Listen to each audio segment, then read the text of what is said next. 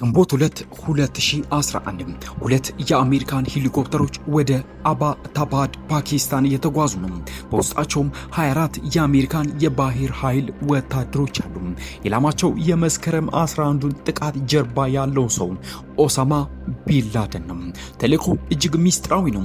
ከፍተኛ የአሜሪካ መንግስት ኃላፊዎች ብቻም ያውቁታል። ከ10 ዓመታት ፍለጋ በኋላ በዓለም ላይ በጣም የሚፈለገው ሰው በመጨረሻም ተገኝቷል።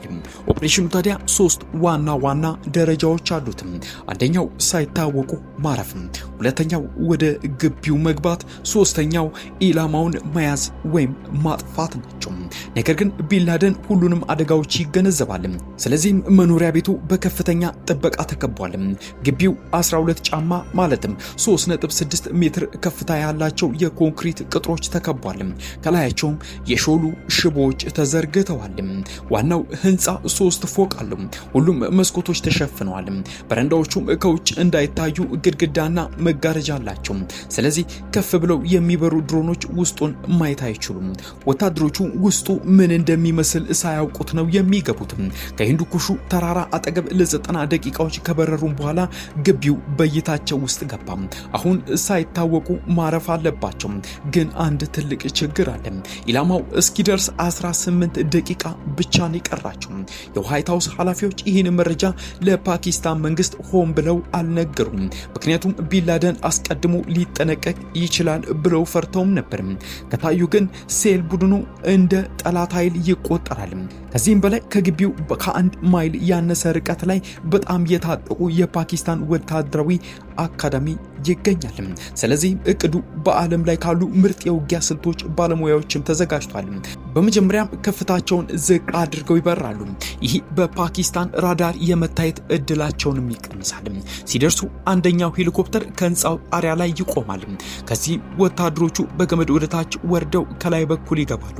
ሁለተኛው ሄሊኮፕተር ደግሞ ሌላ ቡድኑን በህንፃው ፊት ያወርዳል።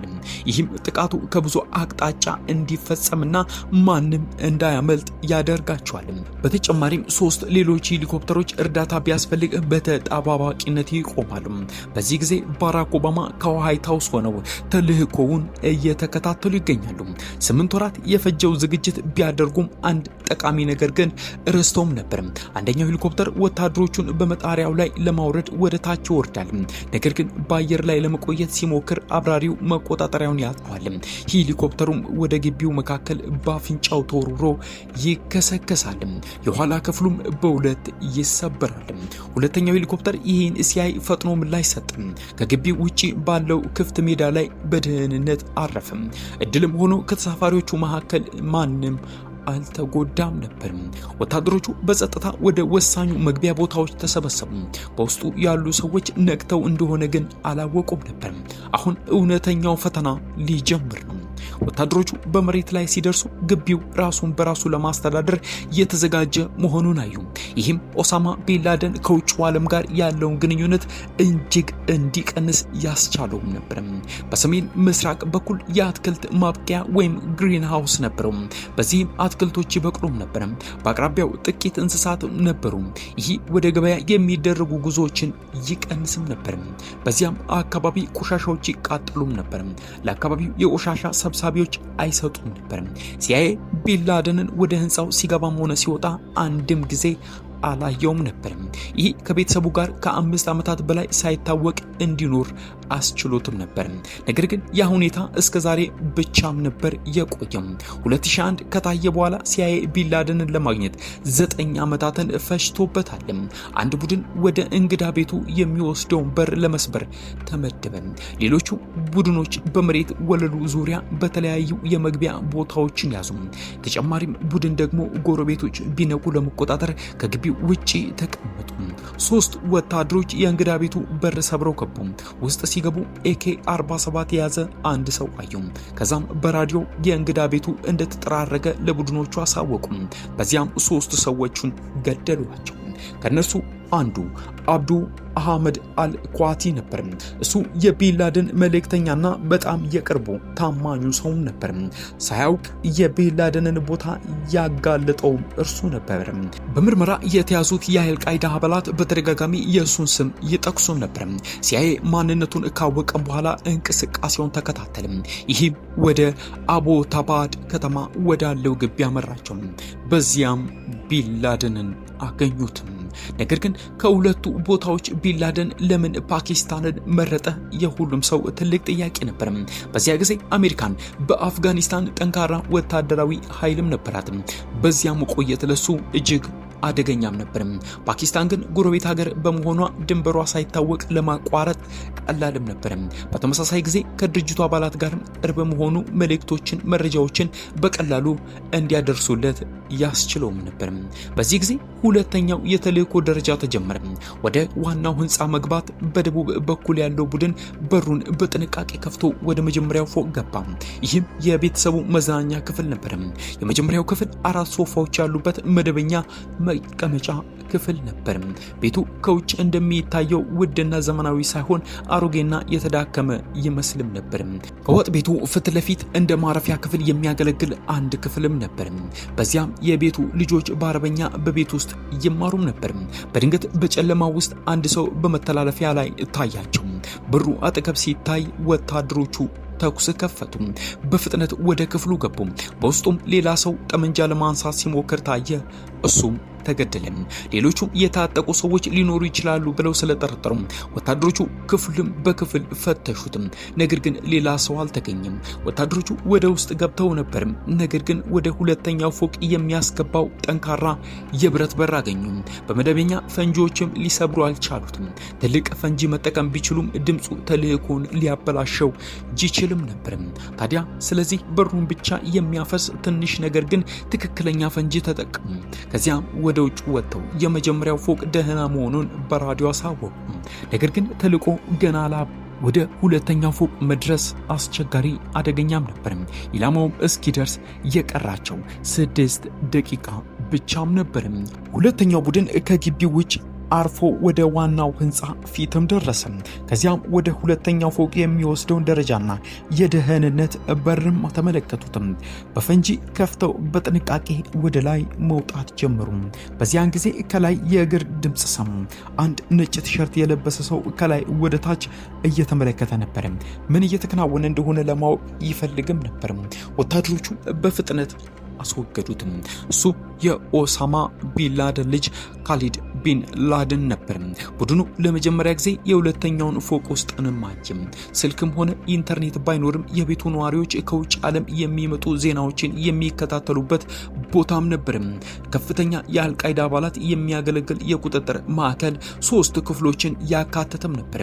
እያንዳንዱ ክፍል ኮምፒውተሮች፣ ሃርድ ድራይቮች እና ሌሎች የመረጃ ማከማቻ መሳሪያዎች በሙሉ የተሟሉ ነበሩ። ታዲያ እነዚህ ብዙ ሚስጥራዊ መረጃዎችና የድርጅቱ እቅዶችን የያዙ ነበሩ። ቢንላደን በሲአይኤ ለመከታተል እጅግ አስቸጋሪ የሆነ የመገናኛ ዘዴንም ይጠቀም ነበር። የኢንተርኔት መልእክቶችን ወይም ቀጥተኛ የኤሌክትሮኒክስ ግንኙነቶችን አይጠቀምም ነበር። በምትኩ መልእክቶችን በመጠቀም ከአይን ይሰወርም ነበር። ብዙ ጊዜ መልእክቶቹን በእጁ ይጽፍም ነበር። ረጅም ርቀት ላይ መልእክት መላክ ካስፈለገው ግን በዩኤስቢ ፍላሽ ድራይቮች ውስጥም ያስቀምጥ ነበር። ከዚያም መልእክተኛው ከግቢው ርቆ ወደሚገኝ ቦታ ተጉዞ መልእክቱን ይልክም ነበር። ነገር ግን ይህ ዘዴ አደጋውም ነበረው። መረጃዎቹ በአንድ ቦታ መከማቸት ነበረባቸው። እናም ወታደር ቡድኑ ያንን ሚስጥራዊ ማከማቻ አግኝቶታል። ይህ እጅግ ትልቅ የመረጃ ክምችት አሜሪካን ከሽብርተኝነት ጋር በምታደርገው ጦርነት ትልቅ እገዛ ሊያደርግላት ይችላል። ግን አሁን ለምርመራ ጊዜ የለም።